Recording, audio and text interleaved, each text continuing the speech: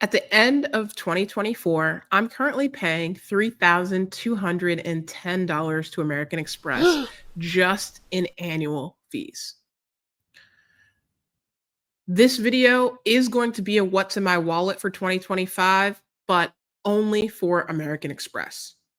Let's talk about which cards I'm keeping, canceling, and definitely going to acquire. I'm Key, a credit card, points and miles enthusiast and travel lover. On my channel, I discuss the mistakes I've made, my future travel goals, and overall credit journey since 2016. Be sure to subscribe to my channel if you haven't already. I was curious after my conversation with Josh Giebel, how much does American Express truly earn in revenue when it comes to collecting annual fees from us? I have their 2023 financial statements opened, and when I look at revenues, I'm specifically looking at the net card fees. I can see that each of these amounts are in millions, so this means that us, you're watching this video, you're probably paying American Express some amount of money for holding their cards, I'm guessing. We're paying them $7.25 billion in net credit card fees. And if you don't believe me, let me just go to the footnotes. So just to make sure that I'm not blowing smoke here, the net card fees revenue is net card fees represent revenue earned from annual card membership fees. Now, holy smokes. Since chatting with Josh, I've had more time to reflect on my future with American Express, and here's what I've come up with. I currently have 9 accounts with American Express today. You can see each of the credit cards. There's 8 of them on this screen, but then I also have a business checking account that I actually do not plan to cancel. So that's the only card that's not listed on this screen, but we can ignore that for now. During my conversation with Josh, you may remember that I am choosing to cancel the Marriott Bonvoy business card. The reason for that is ultimately, this card comes with a 35,000 point night certificate, and that's not really getting me any value. Even if I'm able to top that up 15,000 Marriott points, I'm not really able to stay at the types of properties that I personally like to stay at. Okay, next up is I'm just going to go with the Blue Business Plus. We decided to keep that card. No real sense in canceling that ever. It holds all my membership rewards points. And this is one of the credit cards that has my largest credit limit. So again, not trying to get rid of that. Moving on to the Hilton Aspire credit card. In 2024, I was still charged that $450 annual fee. My annual fee is not due until mid-December to hit my account. So I will see if I'm still charged that 450 amount. I may choose to keep this card for another year.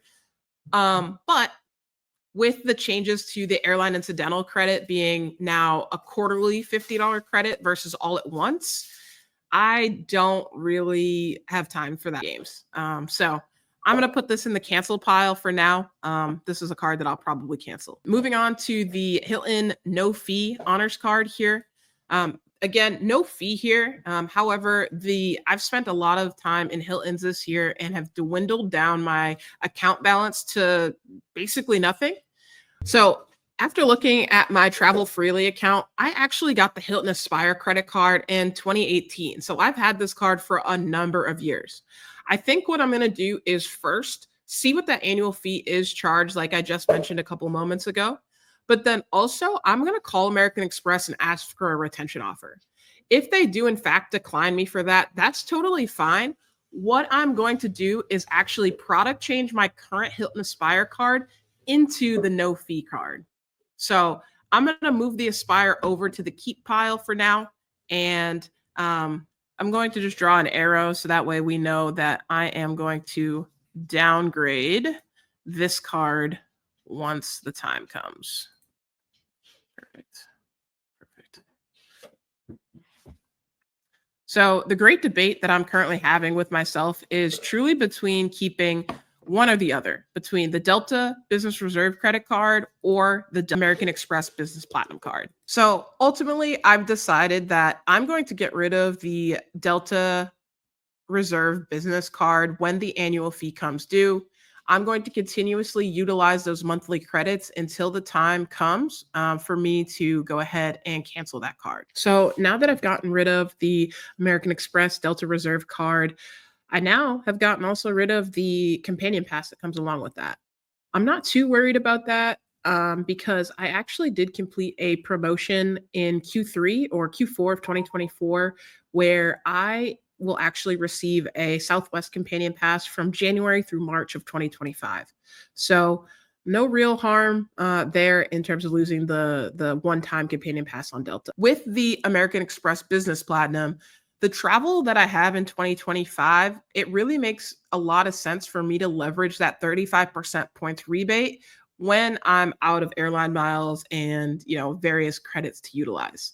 So I've decided to keep my American Express Business Platinum card, only one of those. I'm going to do this in the January 2025 timeframe. So that way I can fully maximize and utilize the $200 incidental credit on each card, the $200 Dell credit that each card has, as well as a few other perks that I'm kind of forgetting at the moment. So I plan to cancel these, but not until I maximize one more year of those travel credits. So all in all, I'm saving $125 on the Marriott Business Card, $650 on the Delta Reserve Card, and $695 twice.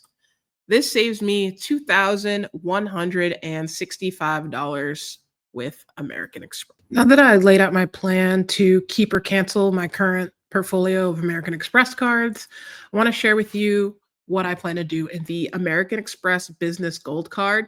This will not add to my 524. And the reason for acquiring this card is because I'm actually targeted for 125,000 membership rewards points after I spend $15,000 within 92 days. Now, I plan to pick that card up in December of 2024 and make a estimated tax payment for 2025. So that way I'll get most of that money refunded to me when tax time rolls around. As far as cards that I want to acquire in 2025, I may put the Hilton Aspire credit card back on my list, just knowing that I have had that card greater than 7 years at this point. If there's an all-time high offer, especially one where it offers Hilton Honors points plus a free night certificate, I'll definitely probably jump on that. Also, before they add family language to the Hilton family of cards, I should also consider picking up a Hilton Surpass card.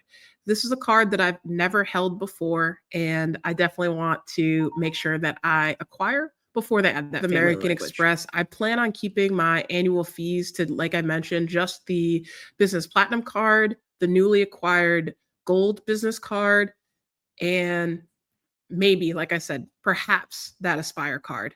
Thanks so much for watching this video. Let me know, what are your plans for 2025 with American Express?